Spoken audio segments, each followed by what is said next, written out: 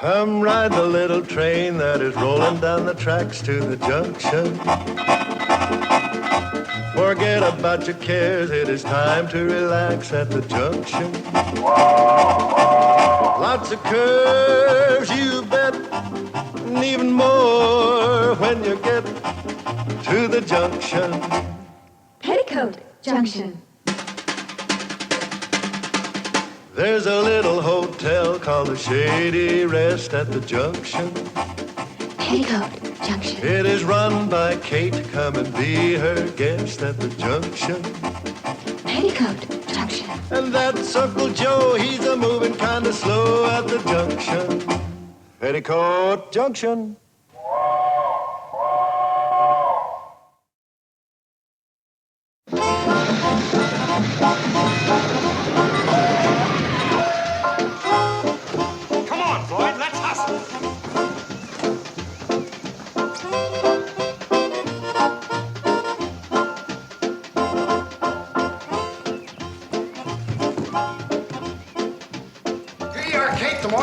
Great, boys, great. Congratulations. Isn't that wonderful? Hold it, everybody. We didn't make it, Floyd. It's 12:02. Don't take it so hard, boys. But, Kate, it's the first time in 20 years that it appeared like we was going to get the morning mail here in the morning. You'll make it one of these times. Hot diggity, that sure would be a red letter day, wouldn't it, Charlie? I hope to tell you it would. Now, Floyd, could I look at the morning mail this afternoon before it gets to be evening? Oh, sure, here you are. One postcard addressed to you. Mr. Bedloe. Don't tell me we're going to have to put up with that rat Bedloe again. Well, he'll have another scheme for closing down the cannonball for sure. Says he's bringing his son with him. Wonder what Mr. Bedloe's son is like. Junior! Yes, Dad. Stop dilly-dallying in that stupid station. You might inadvertently strike up an acquaintance with one of those stupid country hicks. Well, as a matter of fact, one of the natives, a friendly little old lady, did smile and try to say hello to me just a moment ago. Really? What did you do? I glared at her until her face turned crimson red and she was humiliated into turning away from me. Goodbye. Isn't that typical? A stupid hootable cannonball is already several hours late arriving at this stupid station. Well, wasn't that the sound of its stupid whistle, Dad? Yes, it was. And a more unpleasant sound I've yet to hear. You hate that train worse than anything in this world, don't you, Dad? I detest it. Even more than Mother? Yes, even more than your mother. Boy, I'd hate to be that train. Smart boy. Come on, son. Let's climb aboard. Get out to that place I've been telling you about. The Shady Rest Hotel? Right. That Victorian mass of potential kindling wood. Right. That remotely located eyesore which defaces the scenery along the right-of-way of your railroad. Right. That antiquated two-bit hostelry which houses Kate Bradley and her brood, otherwise known as the Enemy. That ridiculous batten-board Hold it, booby-trap. son. Hold it. Save some of that pernicious eloquence for a time you can use it on a defeated foe. Right you are, Dad, as usual. Smart boy.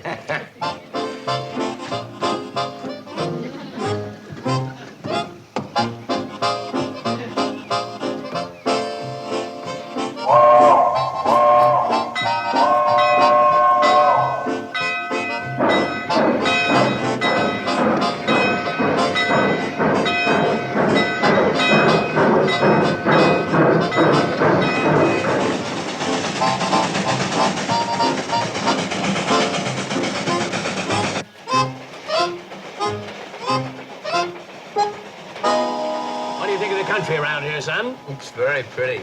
Look again. A quick glance and it looks pretty, but when you give it a good look, it's nothing. Don't you ever forget it. See in life, my boy, not what's there, but what you want to see. Dad, you are the greatest. Thank you, son. You're probably the most ruthless man since Ivan the Terrible.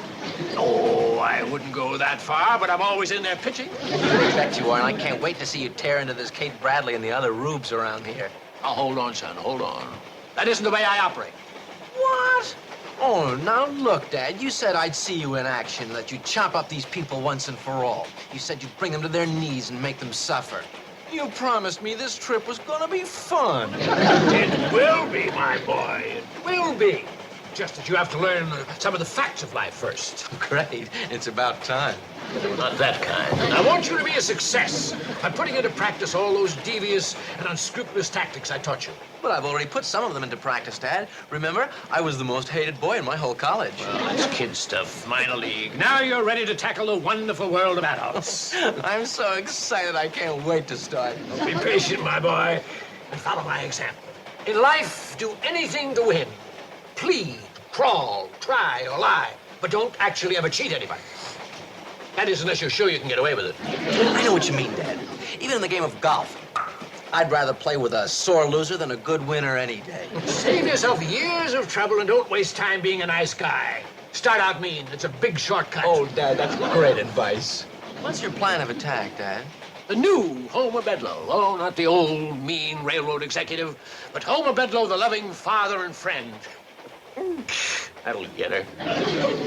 Beautiful, Dad, beautiful. Thank you, son. I've given this scheme a lot of thought, and I'm rather proud of it. I'm going to hit Kate Bradley with so many paternal platitudes she thinks she met the father of the year. Dad, What is it, son? may I say that I'm proud to be your son? Sure, son. Say it. Go ahead, say it. I am, sir. I'm proud. Oh, you're a chip off the old block, boy. You're all right, son. You're all right.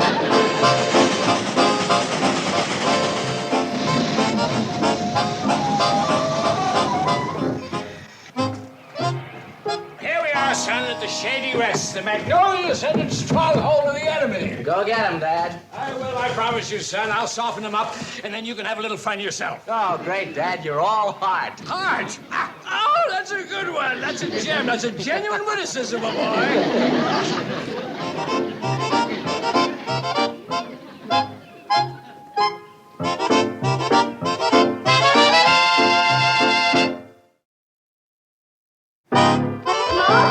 Mr. Bedloe's arrived. He and his son are coming up the hill. That only means one thing, double trouble in two pair of pants. Don't worry, Kate. I've handled Bedloe before, and I can do it again. Bringing his son along just gives me a bigger challenge. Thanks, champ. Don't mention it, Kate. That's what I'm here for, is to look after you and the girls. Mom, did you say Mr. Bedloe's on his way up the hill? And his son. Oh, is he cute? Oh. Well, he looks like he's about 24 in the college type. Well, looks like maybe having Mr. Bedloe here this time could present an entirely different... I said he looks like the college type. Also, he looks just like his father. You can't be serious. Sorry, chum, but that's the hair-raising truth. Bedloe's son is a genuine juvenile duplication of his hawk-faced, grumpy, mean old father. Is that a fact? I'll go along with everything you say about me, young lady, but I don't think it applies to my son here. Most people say he favors his mother. Bless her dear, sweet, and gentle heart. Gee, Mr. Bedloe, I'm sorry. I didn't know you were standing there. Obviously. Now, Mrs. Bradley and Mr. Carson, and you, young Bradley sisters, allow me to present my son, Homer Bedloe, Jr. Oh, Homer. Oh, it's good to be back. It's been a long time. Not long enough for us, Bedloe. That's right, Uncle Joe. But I don't blame you, folks. But please, not in front of my son. He's extremely sensitive. Oh, I'm sorry about that. We got nothing against your son, Mr. Bedloe. That's right. No hard feelings, son. Thank you from the bottom of my heart. Your what? Mr. Bedloe, your son may have a heart, but if you have one, we haven't seen it yet. I had that coming, Mrs. Bradley, that and much more. My past performance in your lovely community obviates the necessity for any politeness on your part. Aim your bitterest insults at me. I stand before you, ready to accept them in deserved and naked humiliation. Careful, Bedloe. This is a decent and respectable hotel. Well, that's only a figure of speech, Mr. Carson. Mr. Bedloe, are you saying that you're through trying to scrap the cannonball and shut down this hotel, and that you're a changed man who wants to repent for what he's done? Yes, ma'am, that's exactly what I'm trying to say. I don't believe a cotton-picking word of it. You can't talk to a Bedloe that way. No, hold on, son. Set family pride and filial devotion aside, I have to be honest with you. In my past visits to this Victorian tabernacle of friendly seclusion, I've been a bit of a stinker. No, Dad, not you. I can't believe it, Dad. Why? Why, Dad? Why? Vengeance, my boy, anger, frustration, and humiliation. That's why those feelings known only to the vanquished have lodged themselves in my throat like a massive inflammation, and I had to return here to spit them all out. Not in this lobby, you don't, Bedloe. Don't you forget it. Joe, Mr. Bedloe's not going to do what you think. You're dang right he ain't, not as long as I'm here. Else he'll get thrown out the front door. Mrs. Bradley, I stand before you not as the pragmatic vice president of the CNFW Railroad, but as a parent just like yourself, trying to do what is right for his offspring. Mr. Bedloe, for the first time, we see eye to eye about something. Well, Mrs. Bradley, Jr. has spent most of his life with me, and I brought him down here in the hope that he might fall under the warm and soft influence of you and your charming daughters. It's time he was exposed to the opposite sex. That does it, Bedloe. Out you go. Joe, control yourself. What's the matter with you, Kate? He's the one that ought to learn to control himself. I knew you were mean, Bedloe, but I never realized until now that you're vulgar, too. Joe, please be quiet. You just don't understand Mr. Bedloe's language. The heck I don't.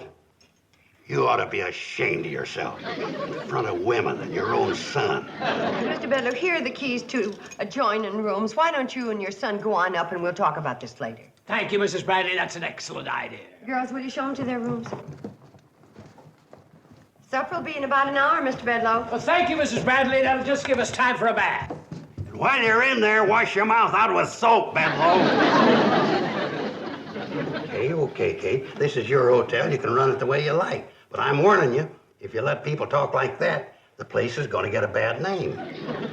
Joe, stop saying that. It sounds silly. Mr. Bedloe may be mean, but he's an educated man who knows how to use the language. Yeah, he sure does. Well, he even used a couple of words that even I don't know. Very nice. Very nice indeed. Thank you, Mr. Bedloe. Well, how's your room, son? Built, really built. Built? What's that mean? My room? Oh, no, Dad, I had my mind on something else. Oh, I see. At your age, you find the Bradley girls attractive. Is that it? They are dull. Well, forget it. They're miserable daughters of a miserable woman. That's what they are. You bet they are. Dolls? Did I say dolls? No, sir, not when you take a good close look. Dogs is what they are. Genuine, unpedigreed mutts. Beautifully stated, my boy. Your semantics are sound. They make your old dad proud. How do you think we're doing with Mrs. Bradley, Dad? Well, better than I hoped for. She started lapping up that doting father gimmick like a cat with a saucer of cream. What next, genius, Dad? You, my boy, that's what's next, the clincher. I leave and you stay. Me? What do you mean? Me stay here by myself? What for? Well, don't you see? With me gone, Kate Bradley and her brood will be thoroughly disarmed. Well, what can I do here on my own? Snoop around, get the lay of the land, worm your way into the hearts of these yokels, find their Achilles heel. Okay, Dad, I'll give it the old college try. With your reputation as the meanest Yale graduate in human memory, it's good enough for me. Dad, you inspire me with confidence. You make me feel like I'm even more than a son to you. My boy, if a father can't inspire his own flesh and blood with a sense of purpose and dedication, I ask you, what good is he? Nothing, Dad. A big, fat nothing. And you are the greatest. An absolute genius. Oh, knock it off, boy. I'm not a genius.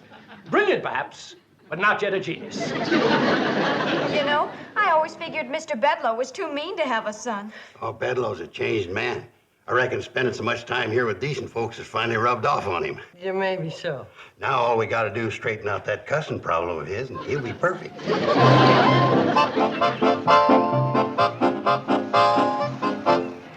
my dear friends, I bid you all a fond farewell until we meet again. Bless you, goodbye, and buena suerte. There he goes, cussing again. Oh, Joe, buena suerte means good luck in Spanish. Is Bedloe Spanish? No, I don't think so. Need I say more? Things won't be the same without you, Dad. You're doing fine, my boy. You've trained for this for months. It's time you spread your wings and swoop down on a few pigeons. I'm a little scared. Well, that's only natural. The first time I outsmarted and crushed an opponent, I felt the same way. When it was all over, I had tears in my eyes. From crying? Not you, Dad. From laughing, and of course not me. Oh, that's good. I'm relieved. Now I'll be so happy back at the office, knowing that you're here, plotting to destroy this train and the Bradley clan every waking moment. Dad, even when I sleep, I dream mean. That's my boy. So long, Dad. Goodbye, son. And remember the Bedloe creed. Humanum est errare semper paratus. Right. To err is human, so always take advantage of it.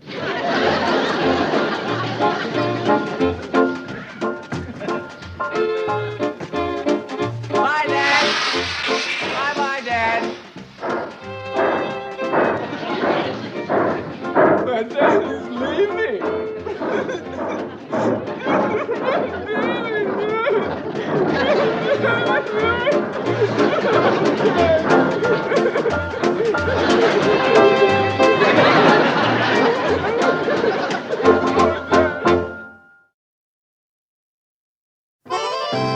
And the Cannonball carries about everything from newborn babies to hot lunches for salesmen. I guess at one time or another, Charlie and Floyd's turned that train into just about everything under the sun. Sort of a traveling restaurant, hospital, and come what may without a license, you might say. Yeah, the folks around here don't care much for red tape, or them legal technicalities. Is that a fact?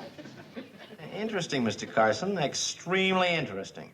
Yeah, I guess it is if you say so, Junior. I still don't think writing a book about things around here is going to make you any money. Well, there's more to life than money, Mr. Carson. There's the gratification one feels when one accomplishes something important. I'd call it a feeling of cerebral passion. You're going to have to cut that kind of talk out, son. What kind of talk? What do you mean? You've been hanging around with that old man of yours too long, my boy. Yes, but... Now, you take my advice and forget about that kind of language. There ain't a publisher in the country will put any of them words in print, believe me. Really, Mr. Carson, there's nothing wrong with... Now, don't try to sell me on your city ways. If you're going to put things like that in writing, put them down so decent people can read them. You know, as a new writer starting on his first book, you're pathetic.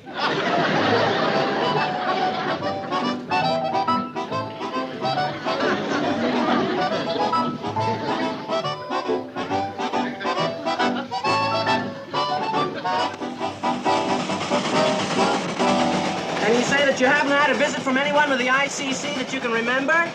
Well, not that we can recall, right, Floyd? That's right. Matter of fact, I can't even recall what ICC means. Those initials stand for Interstate Commerce Commission. That's the federal agency which controls the licensing of commercial vehicles. Is that a fact? Boy, you two are incredibly naive. How's that, son?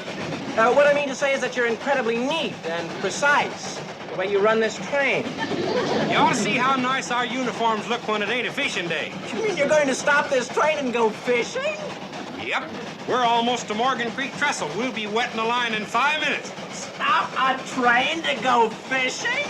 Why? I don't get it. Because it's fun. Fun? You gotta be kidding. Ain't you never fished, son? Of course not. Then you're about to sample one of the great joys of life, Junior. Fishing's good for the soul. That's funny.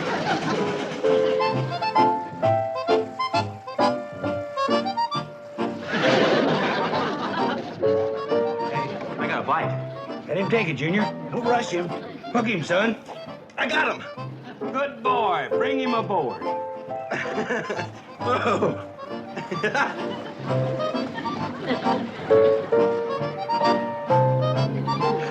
Hey, I got a fish. How about that?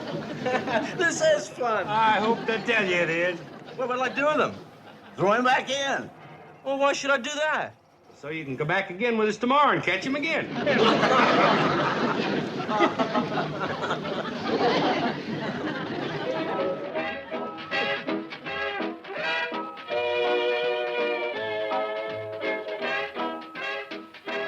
Hi, Junior. Come on and do the hop with us. No, thanks. I don't dance. Oh, come on, Junior. It's fun. Come on, do the hop. It's the greatest. Oh, look, this is ridiculous. I mean, I know anything about it. This is fun. Isn't it, though?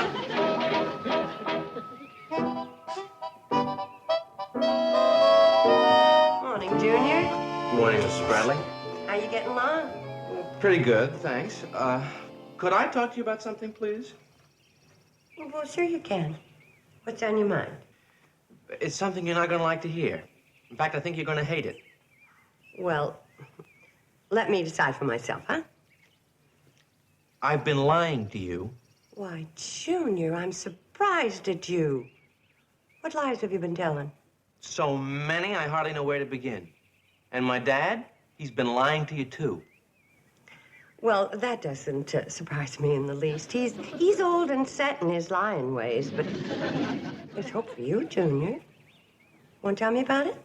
My dad and I came here to destroy that stupid train. I mean the cannonball. And this hotel and everybody in this stupid valley. Valley. You'll have to excuse me. I'm having quite a struggle telling you about this. I know you are. But just don't be upset. Everything's going to be fine. I'm not used to the sickening emotion that's overwhelming me. What emotion's that? I think it's called honesty. Yeah, that can be a tough one to handle, depending on the way you think. But the point is, Mrs. Bradley, you and your daughters and Uncle Joe and Charlie and Floyd have all been so kind to me, and the stupid part about it is none of you seem to want anything from me at all. That's right, we don't. But why? I don't get it. You're all so nice and friendly and kind, and for no darn stupid reason at all. Do we have to have a reason? I know. You're all sick. That's it, isn't it? You've got some kind of a community neurosis. That's it, isn't it? No, it isn't. As a matter of fact, we all feel fine. You do? Boy, I'm really confused. Well, why don't you stop trying to understand it and just enjoy it? That's what we all do around here. That's what I've discovered. You know, a fellow could get used to a life like this. Well, of course he could. And you're just the fellow. Thanks, Mrs. Bradley. Thank you very much. You know what I'm gonna do? I'm gonna shoot a wire to my dad and tell him I found the answer to his problem. I'm gonna get him here right away so he can straighten himself out, too.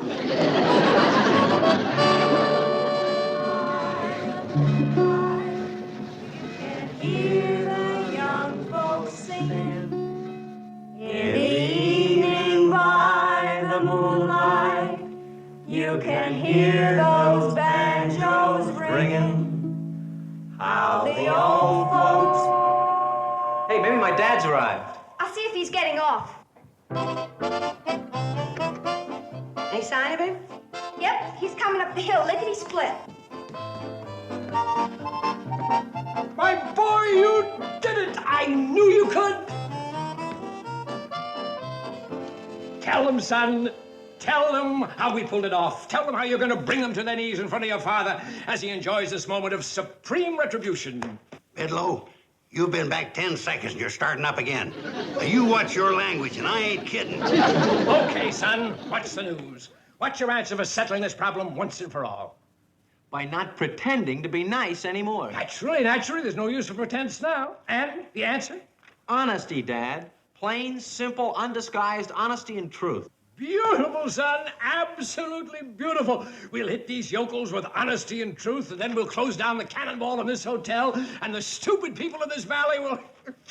What? Did you say what I thought you said? Yes, sir, I did. No, it can't be. They've ruined you, that's what they've done. No, Dad, they've given me a new look at life, an honest one, and I like it. Oh, stop talking like that. It's disgusting. Dad, it can happen to you, too. Will you shut up, you fiends? You brainwashed this poor boy. I'm taking him back to the city right now. No, sir, I don't want to go. You're going to have to see a psychiatrist first thing in the morning. I don't like her. I hate her. I don't ever want to see that woman again. Well, you're going to go, and that's that. Goodbye, Mrs. Bradley. Goodbye, Uncle Joe. Goodbye, girls. Junior, we sure will miss you. We will, Junior. Hurry back, dear. You bet I will. Not on your life. Now stop doing that, you fool. You look like a nice guy. It's repulsive. Poor Junior. He had to have Mr. Bedloe for a father. I don't think Bedloe will ever let that boy come back here again. Oh, I wouldn't worry, Uncle Joe. That nice boy will be back, I'm sure of it. As far as I'm concerned, I don't care if we never see either one of the two of them again. Them's two of the most foul-mouthed men I've ever met in my life.